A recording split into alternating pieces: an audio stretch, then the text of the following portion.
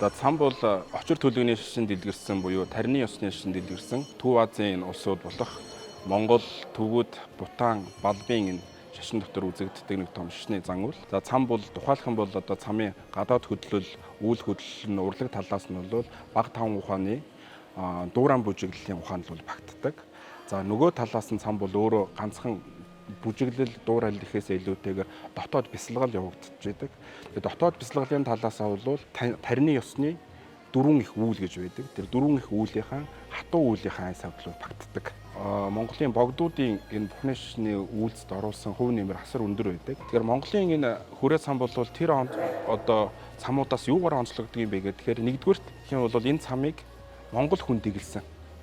Монгол хүн дэглэсэн. Цамын энэ хамгийн одоо дэглэлтийн гол судар болох Дансран Жамсын гарчим солилцгээд ном байдаг. Тэр хүнийг бол хүрээний хам агуун хайд өгдөг хүн зохиосон. За нэгдүгürt. Хоёрдугаар тэгвэл бол цам дотор гарч байгаа тэр дүр байдал, цамын тэр үйл хөдлөлүүд, өнгө дөрвөх, ерөнхий хэв маяг бол яг тэр чигтээ Монголын буддизмын тэр дундаа Монголын нүүдэлчдийн тэр ахуй сэтгэлгээн дээр суурилсан ийм одоо соёлын том өв болж гарч ирсэн. Ингээд үзэх юм бол цам бол Монголын бурхны шашин. Тэр дундаа монголчуудын сүүлийн 300-аас 500 жилийн хугацаанд бий болгож гарч ирсэн соёлын асар том ай сав аймагт багтах соёлын бит болон бит бус үгийг хадгалж байгаа юм монголчуудын үнд өв юм аа. Хүн болгон бол зайлшгүй мэдэх ёстой ийм зүйл юм аа.